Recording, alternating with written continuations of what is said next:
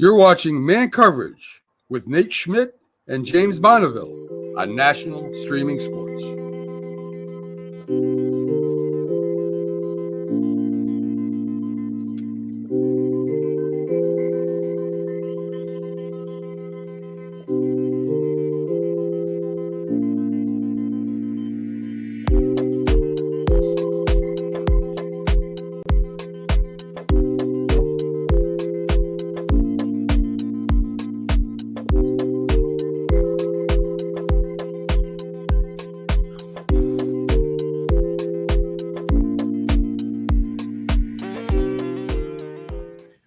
Good morning, everyone. It is October 20th, 2024. This is Man Coverage. This is Nate Digital, Knoxville Nate, and James Bonneville. We are coming at you live on Week 8. Is that correct? Week 8? College football? Is that even possible that we are already at Week 8? This season is flying by. We had some pretty interesting games yesterday. Lot to talk about. We're going to go over some of these games. We're going to talk about where we're at with the Heisman. We're going to kind of talk about who's impressing us, who is not, who's our coach of the year at this point. We're going to go into the state of the union with Week 8 here. But the first thing we've got to discuss is obviously what went down last night in Austin, Texas. Matthew McConaughey was on camera all night long. Why do they show that guy after every play? I'm like, I don't understand. It's like the USC doing that whole song after every freaking first down. Dun, dun, dun, dun, dun, dun, yeah. And Matthew McConaughey. I mean, it's like, yeah, we get it. I get it. He's from Austin. You're from Austin. You like Texas. You stand on the sidelines. Great. You know, it's like Michael Irvin going to the Miami game and standing on the sideline. It's like, dude, you blew coke your whole career at Miami. You don't even remember what happened. So I don't know, dude. It's just weird, but whatever. It was a pretty it was an interesting game last night. It was definitely interesting and fun to watch. I think this was a huge game for Georgia. 2 losses would not have looked good, especially since Bama has taken a turn for the worse, and we'll get into that in a minute. But I kind of feel like this was almost a must-win for Georgia. They were in complete control going into halftime. Was it 23-0? Yeah. Yes, 23-0 at halftime. Let us know if we're keeping you up. And they it was a late night, man. Georgia was up 23-0, was kicking their ass. And then in the second half, it was like the referees decided, what can we do to get Texas back in this game? Because Texas wasn't coming back. This whole game, to me, James, and I'm going to get your thoughts here in 10 seconds, but this whole game to me was Georgia's D-line. Every time, they're down 23, so all Texas could do, they couldn't run the ball. They had to throw it. And every time that it was a must throw down, Georgia hit, sacked, or disrupted the quarterback. And this has been what's been a really good Texas O-line. But to me, that was the whole game, was that Georgia's D-line was better than Texas's offensive line, and they freaking dominated their ass all night long.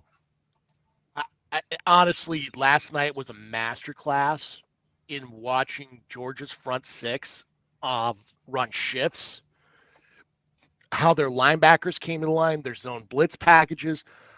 Texas's offensive line is really pretty good, and they made them look like fools last night. Mikael Williams and Jalen Walker, holy crap. They might as well just had Texas uniform on because they were in the backfield more than freaking Quinn Ewers was last night. It was incredible how quickly they were getting back there.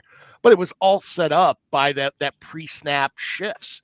I remember that one I sent you this morning. Yep. Where there's a shift over to their right, our left, and the 2 mics come up and fill the D tackle spot, and the linebacker comes up on the side. And then they freaking zone blitz out of that where a couple D linemen go back in coverage. And I'm like, it's almost like they timed the snap counts too as well, because they were doing it like literally a second before the snap. And you could see yours was just, he was confused from the get-go. I mean, quite frankly, you could have Jesus Christ playing quarterback last night, and the pressure would have been real. I mean, it would have been real. I mean, they brought in Arch Manning, and he's a little more mobile than yours, but I mean, it didn't matter. Didn't matter. I mean, No. it was Georgia won this game strictly on their defense. Carson Beck did not have a good game. I mean, quite frankly, for a game that had 7 turnovers between both teams, you and I were texting each other last night. There could have been 20 interceptions. Like there were some that were just shocking that weren't picked. Yeah, Texas was getting ones that they shouldn't have got. I mean, it was just they were impressive interceptions. But Georgia players dropped 3 balls that hit them right in the hands. Yeah. So they had, Texas had 4 turnovers, but honestly, they should have had 7 at least. Yeah. And Carson Beck was horrible. I mean, let's just be honest. That is the worst game I've seen him play. Worst game. Year. That was just what I was about to say. That was the worst game I've ever seen him play. He had 3 interceptions. He was 23 of 41 for 175 yards. That's 4 yards per pass average. I've never heard of that. In a big game like that where someone averaged 4 yards per completion. And honestly, those stats don't even tell the story. He was bad, but I don't put it all on him. No. Georgia's wide receivers weren't really getting open. No, they weren't. There's 4 of them in jail. The ones they had to begin the season weren't really even that good. They've had one that's gone down with injury, and then just what they have left, is just not that great. I mean, their leading receiver was Oscar Delp, who had 2 catches for 45 yards, bro. Their tight end. And one of them was that double reverse pass. Holy crap. That was an absolutely, he sold that so well because the safeties thought he was staying in the block on the double reverse. And then he leaked out and nobody was near him. I mean, quite frankly, if he was a little bit faster, he would have gone house. He would have gone. Yeah, the only reason that he got tackled was that defensive back was covering the other receiver who was, in the end zone, and then he came up and got him. But that was a great play call and a great job by Delp. But that's ridiculous when your leading receiver has 45 yards and 2 catches. And, honestly, their whole offense was Trevor Etienne. He had 19 carries for 87 yards, but those were hard. Yeah. He earned every single one of those yards, man. It was like 3rd and 1, and he would get 1, and would get it just because of himself. He had 3 touchdowns. He also had 3 catches for 23 yards. I mean, he was kind of Georgia's whole offense. And Carson Beck just looked lost. That would concern me if I was Georgia. Going forward, because everyone watched this game, everyone has this tape, and I would be a little bit. I mean, not everyone is as good on defense as Texas, but I would still be concerned about how Carson Beck played, wouldn't you? I would too. I mean, let's just put it this way: there's a lot of film that came out of this game that does not bode well for both teams, and it sounds hilarious. I can't believe these words are actually coming out of my mouth. UT's got to go to Vanderbilt, who has not lost at home this year. Now, I'm not going to say Vanderbilt's going to win this game, but after the Alabama game, nothing shocks me anymore. I mean, it's Vanderbilt. I mean, I can't believe that stadium's going to be freaking crazy. But it will be for Vanderbilt, Texas. If Vanderbilt knocks off Texas, I mean, it's freaking backwards day completely. Yeah, I'm not buying that just yet. I think Texas it would be hilarious, though. Wouldn't it? I would love it. I would love it. I would absolutely love it. I would love it, but I don't see that happening. I think Texas is still a good team. I think Georgia just got backed into a corner. Georgia, had to win this game. They were going to do whatever it took. They game planned pretty well. The defensive scheme was unbelievable. As you mentioned, Jalen Walker was absolutely ridiculous. He had 8 tackles, all solos, 3 sacks. But that doesn't even really tell a story. I mean, you think, wow, 3 sacks, what a great game. He could have had 6 with the amount of times he was in the backfield. And what he was doing. And Jalen Walker was just absolutely ridiculous. And then also number 13, which Williams was unbelievable as well. And he got after the quarterback, time and time again. He had 2 sacks, but he also had that strip sack fumble, which ended the game. And I was really impressed by the D line. It looked like they were finally healthy, and they looked like the Georgia D lines that we're used to seeing. So, question to you now is, and I'm not talking about the AP or the coaches or any shit like that. I want to know for real, who's number one? Who's the best team in the country? It shouldn't be this hard. It shouldn't be this hard, but but it is. It is. But I'm just saying honestly, it shouldn't be. I gotta pick Oregon. Wouldn't you? I'm with you. Yeah, no, they are. I mean, granted, it's not like it's a runaway because Oregon's there's fleas on that dog too. I mean, sure as hell ain't Penn State. No. Where, I mean, you might as well call it the Tyler Warren Nittany Lions, the way they freaking play. I gotta say Oregon, but I mean, right now, I think everybody's getting so wrapped up with this new 12-team playoff. I think November is who gets hot at the end. Yeah, is going to really dictate a lot. And if I'm Texas, and who's healthy, and health too, absolutely, 100%. I've got a take for you before we move on to our next game. Yeah. I honestly, because I look back at that previous Georgia D-line class, which you had some real heavy hitters. I think Mikael Williams is better than Jalen Carter, Jerome Davis. I mean, it was the combination of all of them together. Mikael Williams does not have the D-line that those guys had. And he is still getting incredible pressure. Like, I think he's better than Trayvon Walker. Yes. And Trayvon Walker was the number 1 pick in the draft. This guy already has better stats than him. Yeah. And let's be honest, I mean, Trayvon Walker wasn't even drafted number 1 overall by the Jacksonville Jaguars because of what he had done. It was because of his supposed ceiling. We've yet to see that in the NFL. In fact, I don't even know if he's still playing because he doesn't do shit. This kid has already proven that his ceiling is way higher than Trayvon Walker's ceiling will ever be. And he's already been 10 times as productive in his college career. And he's been battling injuries. Yeah. So I was buku impressed with him last night. He is so good on his feet for his size. Like, it blows me away how good he is on his feet. Like, he's very hard to block. Now, is he ever going to be an A-gap guy? No. He's a C-gap guy. But holy crap, just his size and speed, he gets off so well. And honestly, I think in the next level, he works better in a 3-4, kind of like J.J. Watt. Yeah. Yeah. No, he, it's crazy even saying that, considering TJ Watt is one of the best players in all of football, but this kid proved last night against the number 1 team in the country that he could not be stopped. Yeah. So that's TJ Watt territory. I hate that we have to talk about this, but we do. What the F is going on calling the fucking targeting on every play?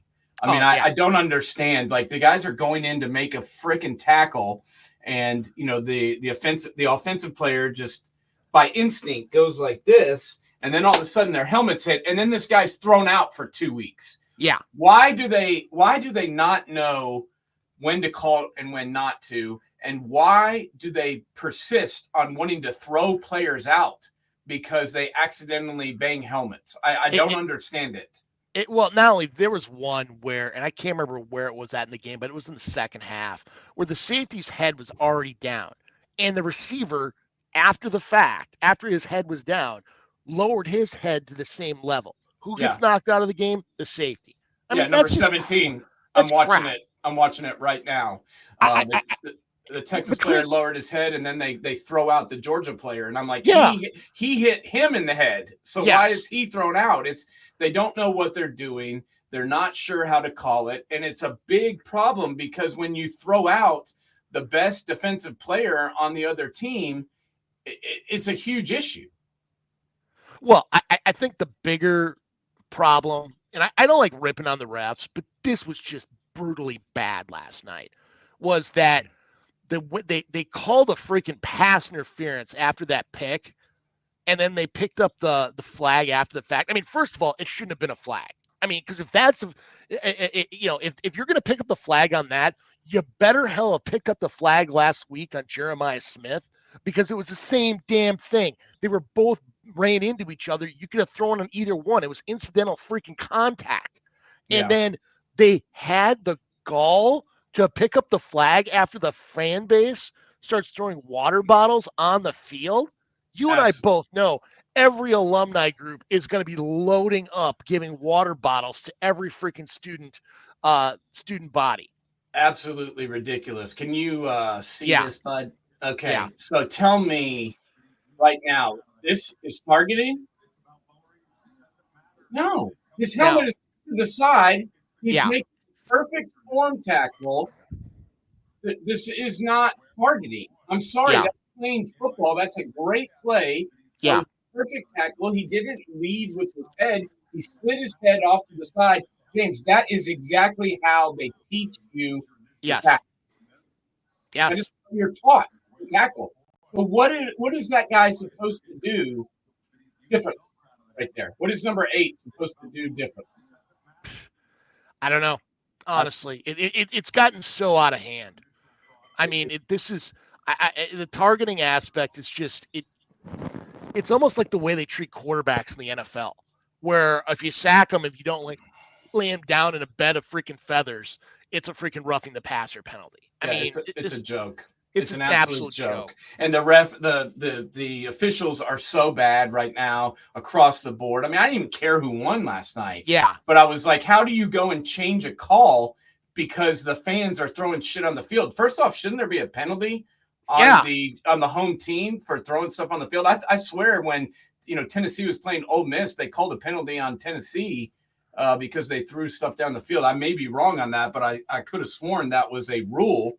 And I know in basketball it's a technical foul on the other team, but maybe it's not in football. Maybe I'm wrong on that, but I thought that was a foul. And then because you have to stop the game because one fan base is throwing stuff on the field, you then go and change the call that you're not even allowed to change. That's not a reviewable call, James. I know. Somebody calls a pass interference. Okay, it's over. You can't go back and change it. The timing of it was even the worst part. Yeah, it was the biggest play in the game. It was the timing of it after the freaking fans throw the water bottles on the field.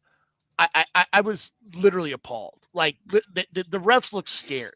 They did. I mean, because calling it 30-15 made it sound like Texas was actually remotely close. No, Georgia kicked the shit out of them, plain and simple.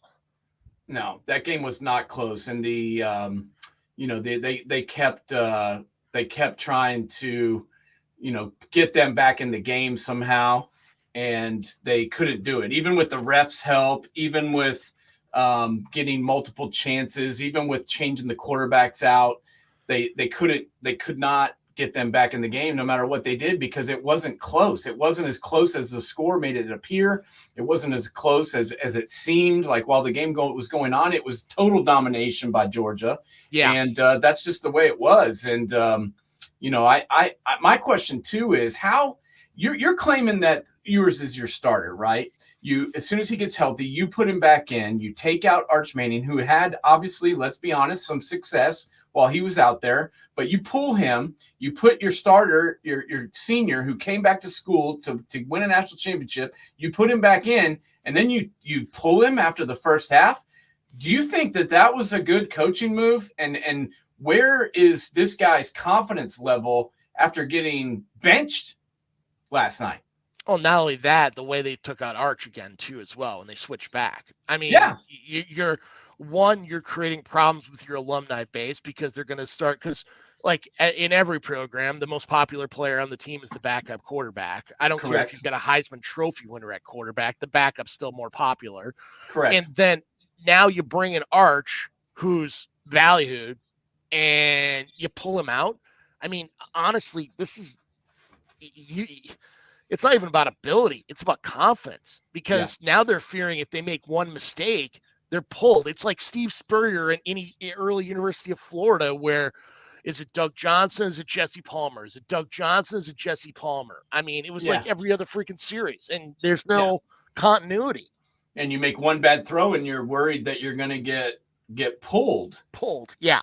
And that to me is just crazy. And we've got about 6 minutes before the break. And before, I know we should probably give this more than 6 minutes, but why don't we drop this in here while we have a short moment of time?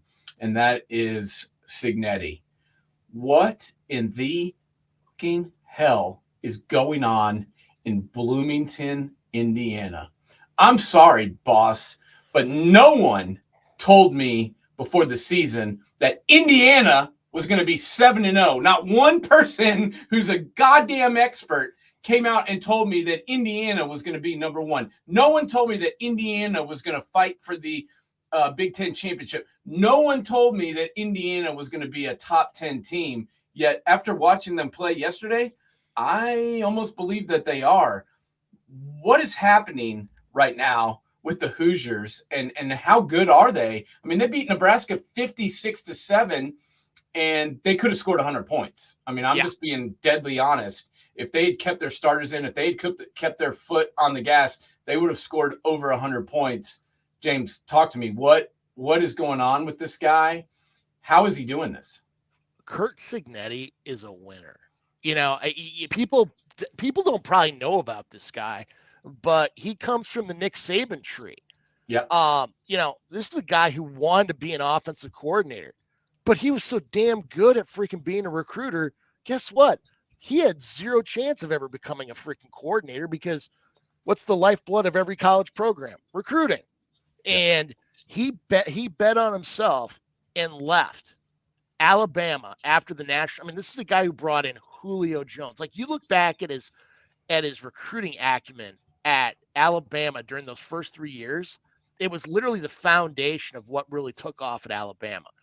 And he goes to the Indiana University of Pennsylvania, not a 1AA school, a Division II school. Kicks ass. From there, moves on to Elon. From there to James Madison. From there to Indiana. Now, what shocked me the most, I knew offensively, especially when they brought in Curtis Rourke from Ohio. Yeah. I thought they were going to be good offensively, but I thought they were going to struggle defensively. Holy crap. Their differential is 245-point differential. 245 points. That is crazy. They made Dylan Raiola look like a scrub, bro. I mean, do you look at the rest of their schedule? 5 games left. 4 of the 5, they're going to be picked to win. Only the Ohio State game, they're not going to be picked to win. I'll tell you what, you know me. I am an Ohio State homer, and I admit it every day on this show, but I have to be even more honest with you. I'm not sure our defense can stop that offense. I mean, I don't know if anyone can. And from what I hear, the injury to Rourke is not serious. A guy that's close to the program told me yesterday he just ripped his the nail on his thumb off, and that was the only issue, that there's no broken bones or anything, so he should be okay. And I don't know how you stop this kid. I mean, he is dialed in. He looks like he's been playing in this offense for 20 years, and he's just making decisions. I'm really impressed with what I've seen out of this team so far. What they've done in the transfer portal is freaking amazing. I mean, Curtis Rourke is, if you're a real football junkie, you'd know about his brother, who's a starting quarterback in the CFL. His middle brother is a quarterback. I think he's on the practice squad for the Cowboys. I mean, really good quarterback family. I think Curtis is the best of the bunch. And you never got to see him much last year because he was hurt a lot for Ohio. But holy crap. I mean, he's just doing so freaking well. But you look at that roster down the line. I mean, this is a team that literally did an incredible job. I mean, bringing Justice Ellison in. I mean, there's so many guys they've got from lower programs, especially a lot from this James Madison crew. And look what they're doing. They're winning. And it's not like it's some fluke. They're kicking the crap out of people. I mean, Justice Ellison was getting 500 yards at Wake Forest last year. I mean, I knew about him, but I didn't realize the ceiling this kid could have. Yeah. He is a great running back. He had a hell of a day yesterday. He just made the Nebraska defense look like Swiss cheese, and it wasn't even close. And I'm not to beat a dead horse here, but I'm going to because we were already talking about the referees, and we're gonna have to talk about it some more because this is just absolutely ridiculous. Okay, left-hand side, this is the one that they called defensive pass interference on and then picked up and called nothing. And the right-hand side, they called offensive pass interference and cost the Buckeyes the game. I mean, it's just there's no continuity between the way that the games are called. I haven't seen one game where at the end of it, I'm like, wow, that was good officiating. It's just been bad across the board, and I don't know how you fix it, James. Yeah. I mean, there's no consistency whatsoever. None. I mean, it just, I mean, the only thing I go back to just to try to play devil's advocate on the Jeremiah Smith stuff is you look at Oregon's D-backs, they're 5'8", 5'9", and Smith is significantly taller than that. 6'4". The size difference alone did that play a subliminal role in the call? Because it did. I mean, but that shouldn't matter. That should not matter. No, but that's why it was called, because it looked like he was like manhandling that guy, but he wasn't. He's just, 30 plus pounds bigger and 5 inches taller. So it looked like he was just like wrecking the kid when that wasn't happening. But what it was a great game for Georgia. You could tell at the end. I wish I had the Kirby interview because I'd love to play it. I'll see if I can find it before the end of the show because it was he was pissed, and I think he was pissed before this game, and he got his team to play. And you can say whatever you want to about Kirby, but in big time games and big time moments, first off, he's confident as hell. Yeah. And secondly, he knows how to push the right buttons to get his team going.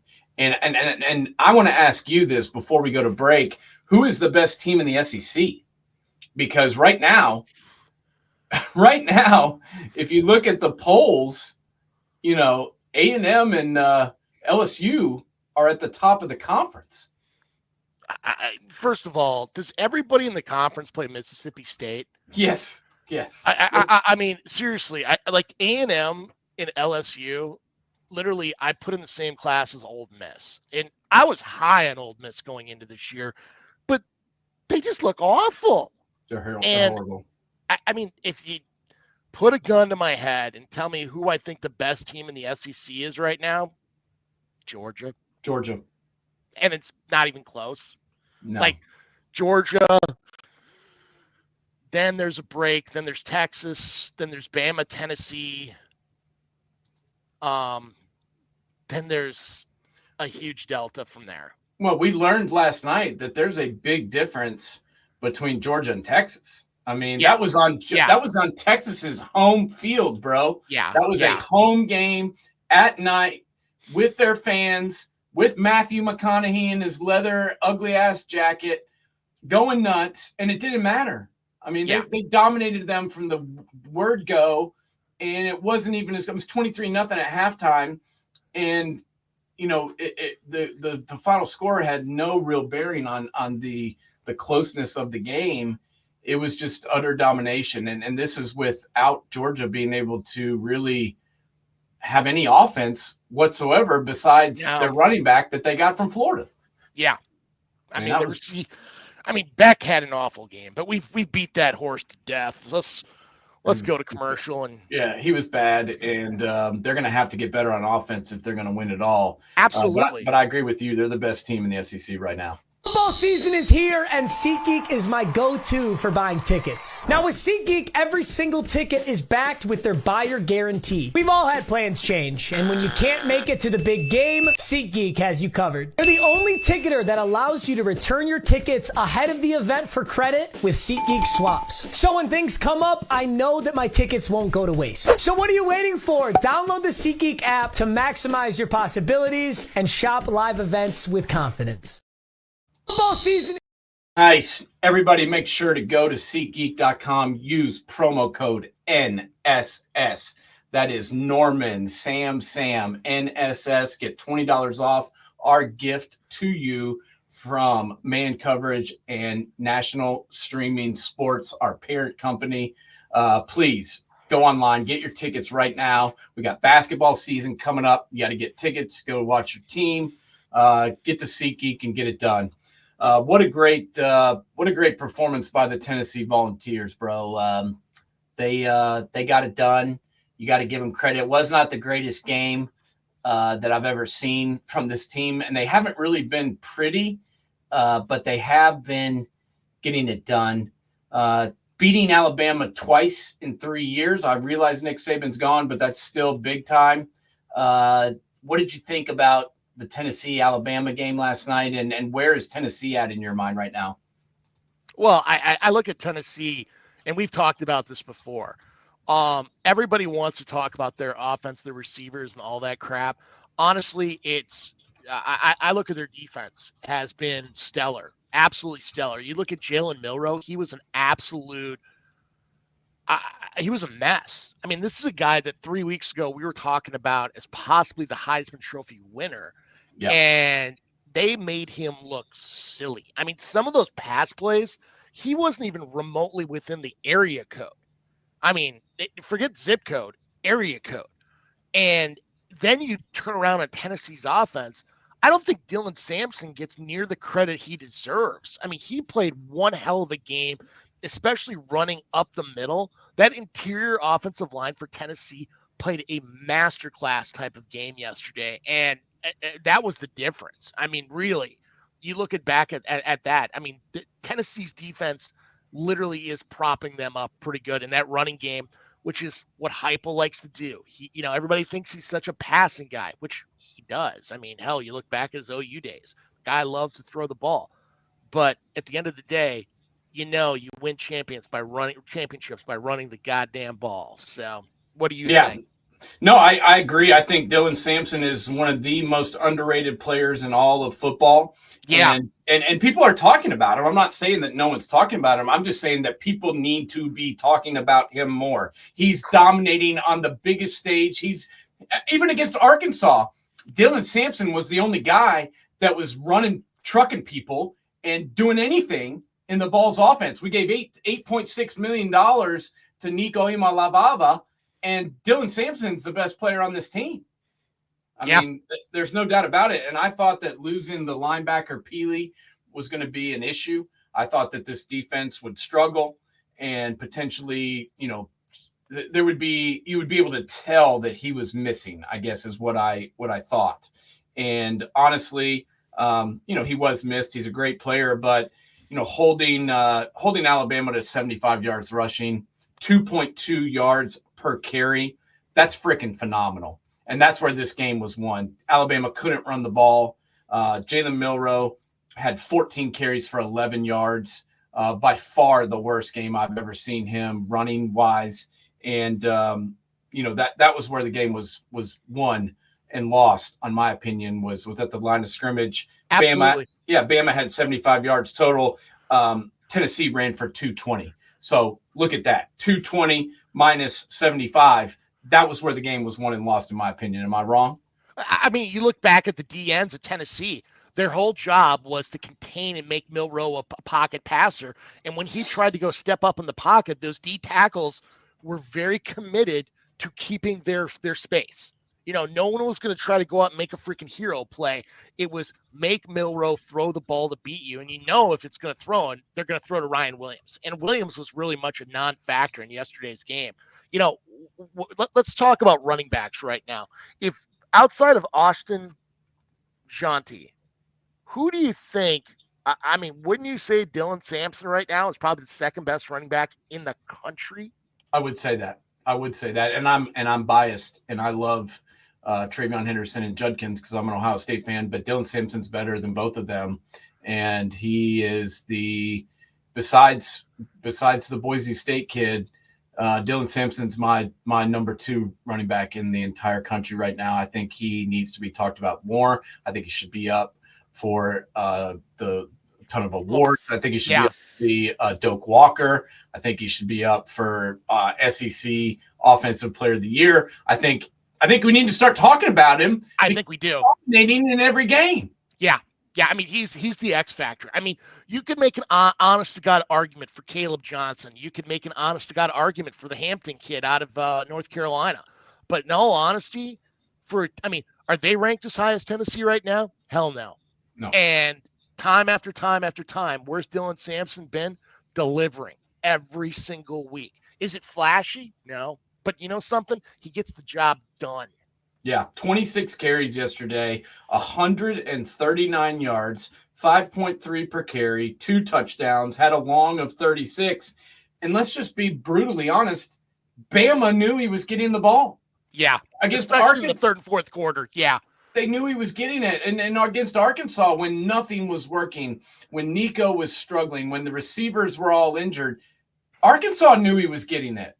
And they still could not stop it. And that's when you know somebody is onto something when the other team knows it's coming and they can't do anything to stop it. Absolutely. I mean, let's be honest. Nico was overthrowing people. He could have overthrown the North Korean government yesterday.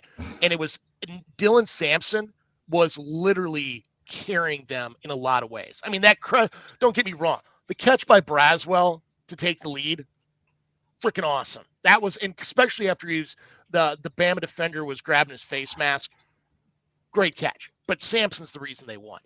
He is the reason they won. The other reason they won, I'll say it this way. We just talked about 275 rushing yards to 75 rushing yards. There's the numbers. If you want to look at the numbers that actually matter, you can sit and stare at a stat sheet all day. Doesn't really tell you the tail of the tape, except for that. The rushing yards stick right out to me. The other thing that sticks out to me is the number 9. The number 9. 9 is how many tackles for loss the Tennessee Volunteers had against Alabama last night. 9 tackles for loss. They were living in the backfield of Alabama. I haven't seen another team go in there and get 3 sacks and 9 tackles for loss against the Crimson Tide in a long, long time.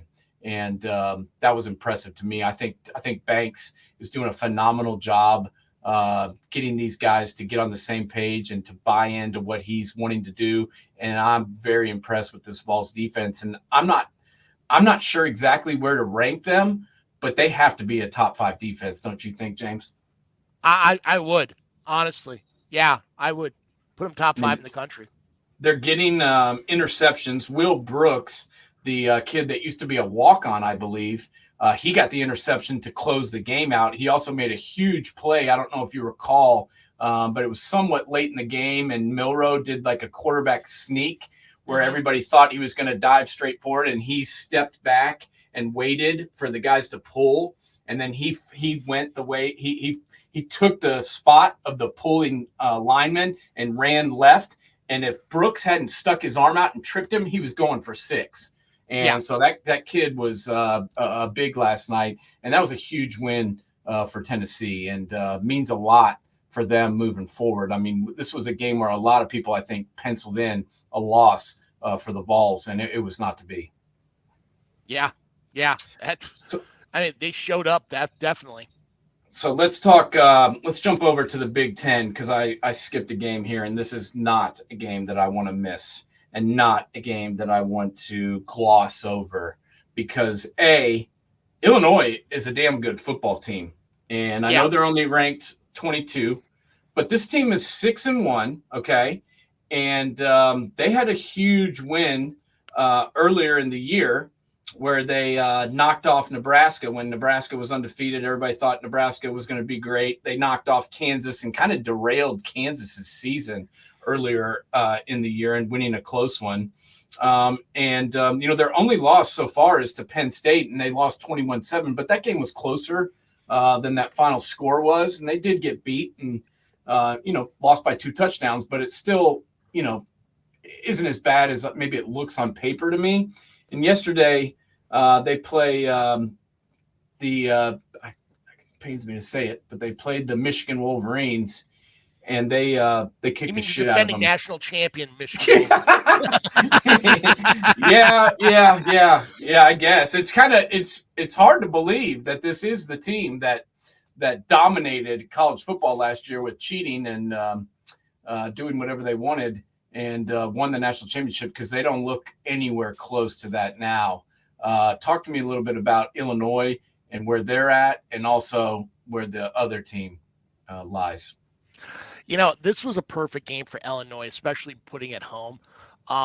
Bielema, you look back at his Ryan Walters red defense, now Aaron Henry. They want to shut you down on the running game and make you beat them through the air. Well, what's Michigan's biggest problem? Outside of Colston Loveland, who the hell are they going to throw the ball to? And Shaq Tuttle struggled mightily. I mean, they had 3 yards a carry on 30 carries. I mean, calling this 21-7 makes it sound somewhat close. Illinois really had their foot on their throat for most of the game. It's not like their offense played that well. It's Illinois' defense is legit, absolutely legit.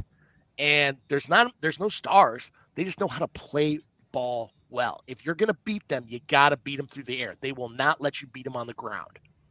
That is definitely true. And, one thing that we have to talk about is the Michigan quarterbacking. I mean, this is what your quarterback is doing. Yeah. I mean, what in the hell is that, James? Talk to me.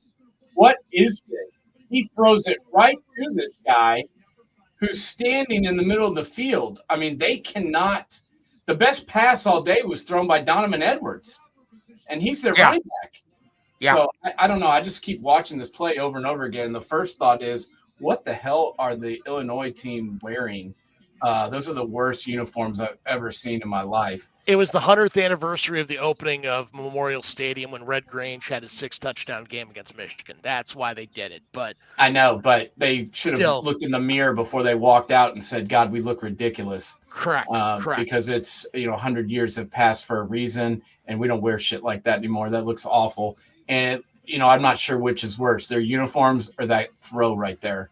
I mean, this kid had enough time to stop, put his hands in front of him, and make the perfect catch, because that was the worst pass I saw all day long. I mean, Michigan's offense is just a train wreck.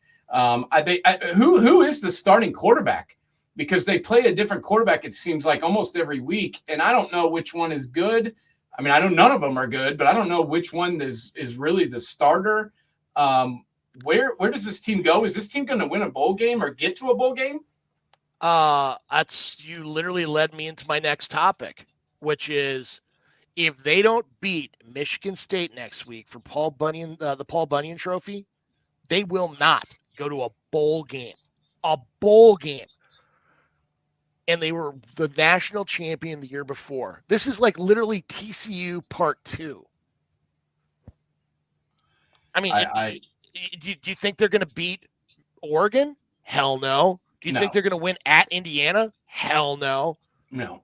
They get Northwestern at home. Yeah, they could win that. And then they go to the shoe. Yeah, they shouldn't win that. I would hope they don't. Michigan State, look at the way they played against Iowa yesterday. They're going to load the freaking box and make them throw. Yeah. I can tell you this.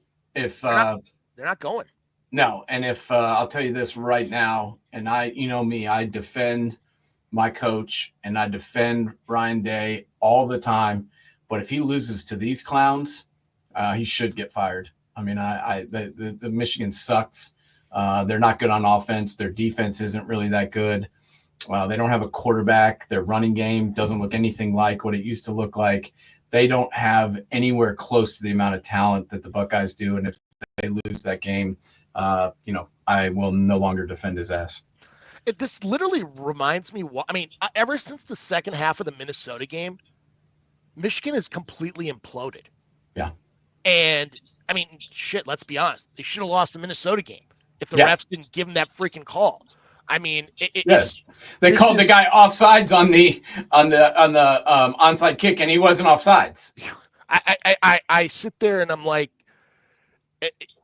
I'm blown away. Like literally how bad Michigan looks on offense. And we question that. I mean, they lost a lot of guys, but they needed they needed Edwards, who hasn't shown up. I mean, is he on a milk carton somewhere? Because I mean, that kid's been missing in action for like the last 16 games. I mean, they're relying on Mullings, and who else? Their defense. I don't know. I mean, now Will Johnson's hurt. I mean, their defensive backfield's a freaking mess without Johnson. Yeah, he's their best player on their entire team, and missing him is going to be an issue for sure. And we know what Michigan is. We know what a lot of these teams are now. I mean, we're at week 8. We've got a pretty good idea of. Well, I say that some of these teams we have no clue, but on most of these deals, we have an idea of where these teams are. I got to be 100% honest with you. I don't know how good Miami really is. I don't think. I just think they're one of the most overrated teams in all of football. Their schedule is a freaking joke. I know everybody's jumping on the Cam Ward bandwagon. I'm not going to sit here and tell you he's not good, but I just think that the Canes are one of the most overrated teams in college football right now. Where are you at with the Canes and the game yesterday? I mean, how can you tell me that their defense is good when they give up 45 points to a Louisville team that's struggling? Or 38 points to Cal, or 34 points to Virginia Tech. I mean, thank you for expounding upon my point. I mean, honestly, I look at their schedule. What's their best win? Louisville? Louisville. It has to be Louisville. I have no idea. I mean, like literally their toughest game, it looks like, is going to be against Clemson for the ACC title. And if they get a berth, holy crap, man. I mean, don't get me wrong.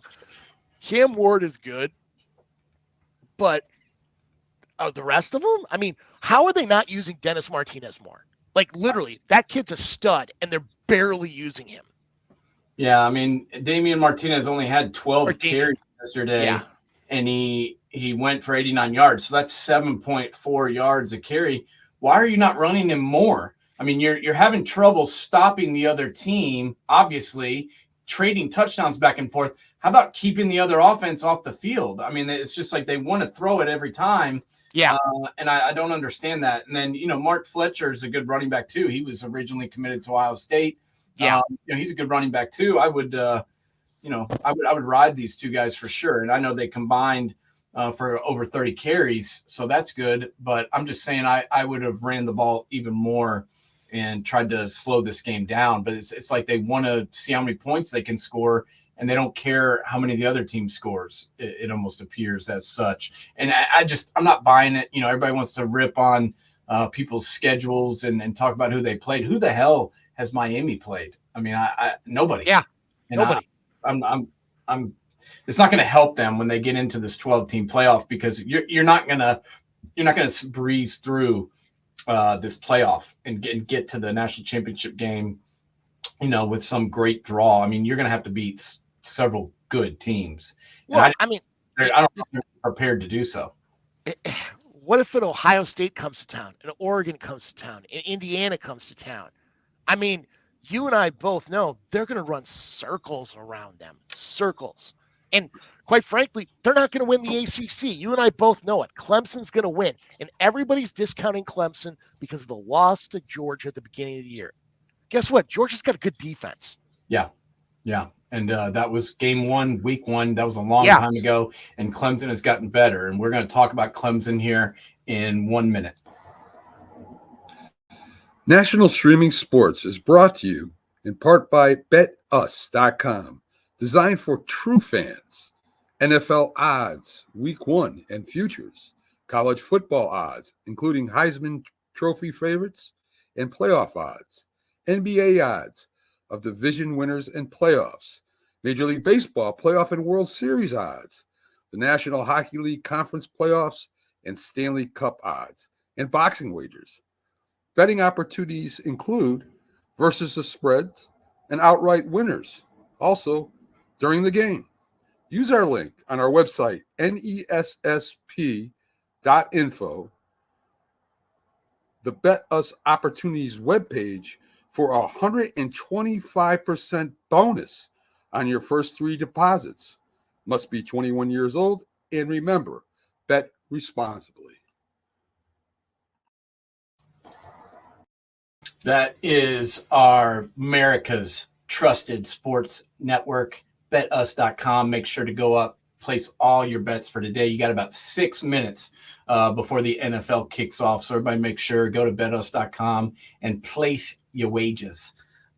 We just talked about the Canes and the ACC, and we touched on Clemson a little bit, but let's touch on it a little bit more. Giving up 31 points to Virginia doesn't look great on the final scorecard, but I'm not sure this game was that close. I feel like Clemson, kind of dominated this game and had a hand on it. They're ranked number 10 as of yesterday. They're now 6-1. As we just mentioned, their only loss is to the team that we both said was the best team in the SEC, and Georgia. Georgia just manhandled Texas in Texas. When that's your only loss, that to me shows, hey, you played somebody good, you got beat, but they didn't do terrible in that game. The defense held up big for the first 3 quarters. You put up 48 points yesterday. This quarterback is starting to look like who we thought he was going to be. 23 of 35 yesterday, 308 yards, 3 touchdowns. They've got Maffa, who is a good running back. He scored twice yesterday. How good is this Clemson offense, or how good has this Clemson offense gotten, in your opinion? And where do you put them, I guess, in the national scene? I think we both think that they're 1-2 in ACC. Where do you put them now in the top 10? I think you got to put them in that 9 range. Quite frankly, I think the key to this has been Cade Klubnik. I think they're going to see too many people comparing him back to Deshaun Watson, Trevor Lawrence. But I'm sorry, Deshaun Watson and Trevor Lawrence had a much better receiving core by far. Like, it ain't even freaking close. Like, we're talking like Pacific Ocean wide difference. And he is doing the best with the situation he's given. I mean, quite frankly, if Dabo gets to the playoff, it's maybe one of his best coaching jobs he's ever done. He's winning with less. I agree. I've been impressed, especially with the way your team can go one of 2 ways when they lose a game like they did against Georgia. And you can fall apart and kind of wonder what happened. Where are we? We got dominated a little bit. Our offense was a joke. What are we going to do? Or you can, rally around the team and believe in yourselves and push forward. And that's what they've done. And they've rattled off 6 straight wins. They look pretty good. Their schedule sets up favorably. I mean, we're talking about a team now that plays Louisville next week. Then they play Virginia Tech. Pittsburgh probably is their toughest opponent remaining on November 16th. That's probably their toughest game, in my opinion, closing out. I mean, Louisville, Virginia Tech, Pittsburgh, Citadel, and South Carolina. The only 2 teams I think that could possibly give them a game would be Pittsburgh and maybe just USC, South Carolina, because it's a rivalry game. But I can see Clemson winning out. I do too, honestly. I mean, Cade Klubnik looks much more confident than he did last year. It looks like a different team. Now, I'm not crazy to say this is the team of Deshaun Watson and Trevor Lawrence. We're not even anywhere near that. But compared to where they were the last couple of years, this is a significant upgrade. Yeah, I agree. And I like where this team is going. They're kind of sneaking in behind people's people aren't really talking about them. They're just kind of making their way into the positioning that they're in, and kudos to them, man. let's talk a little bit about one more game, and then we're going to talk about next week. But I want to talk real quick about a game that I watched the entirety of on Friday night. That was Duke, Florida State. First, I mean, talk about two programs that are going the opposite direction. Duke, it's October 20th. Duke is bowl eligible. So I like this. I like this Manny Diaz hire. Okay. I did not know coming in, replacing Elko, losing Leonard. I wasn't sure how year one was going to go, but let's be honest. It's so far it's been positive. They're 6-1. They beat Florida State for the first time in the history of their program, and they're in the same damn conference. And this is the first time that they've ever beat Florida State. And it wasn't really as close as the score looked. I mean, Duke was in control of this game, even though they couldn't score a point on offense. And they've got some work to do, obviously, with Malik Murphy in the passing game. But Florida State now, man, I mean, what in the hell is going on in Tallahassee, James? I mean, are they going to win another game? I don't know. I mean, quite frankly, I think there's a lot of people should be grabbing red Solo cups and find dog shit wherever they can to eat it, to just get rid of this hex, because, I mean, this Florida State team is just brutal, like brutal. It's kind of like hard to watch. It's like watching a train wreck in slow motion, because they're just that bad. And I mean, you had 3 consecutive offensive plays where, and let me quote it for you. Duke interception touchdown. Next play, fumble back to Duke, which they score. Next play after that, interception. 3 consecutive offensive plays that you hand the ball back to the opposing team. I mean, Norvell, yeah, you got to stop with the freaking portal. The portal should be like, supplementing your roster. Right. And your recruiting has, you do great on signing day. You get all those high ranks. You rank pretty well. Name me one kid on your freaking recruiting class that has actually come through that we can talk about today that hasn't been a transfer. Name one. Yeah. You can't. I can't. It's not good. And, it makes me think, after watching last year's team and then watching this year's team, it just looks to me like last year they just had tons of talent. And a lot of those guys are now gone and have moved on. And now it's like we have, some decent players, but nothing great. And the coaches just don't even know what to do. Yeah. And it looks like to me that it wasn't really coaching last year. It was talent. And now they're lost. I mean, am I off? Am I off base with that? I honestly, Jordan Travis, I thought was a special player. Like, yeah, I do too. I mean, he grew up in front of our eyes. Yeah, I that was a guy who I was like, why are you even playing football, to the point where he was a Heisman Trophy candidate. I was blown away at his maturity. Now I look at the schedule, and do you think people on Florida State's fan base were going to be circling Charleston Southern as the game they're looking forward to watching?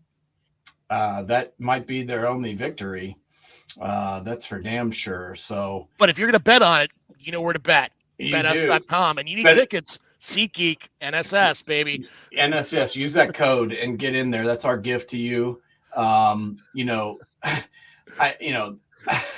Sorry, had to do a little cross promotion there. I like it. No, I like it. I like where your head's at. It's and we talk about Florida State. I mean, disappointing is not even the word to say it, but I think we have to talk about some other teams that are beyond disappointing as well. And the first one I'd say is Oklahoma. They are disappointing. It's not even really a word you can use to describe it. However, their offense was god awful, even when they were winning, and people had them ranked. I mean, they were ranked in the top 15, James, and me and you both were like, why is Oklahoma ranked that high?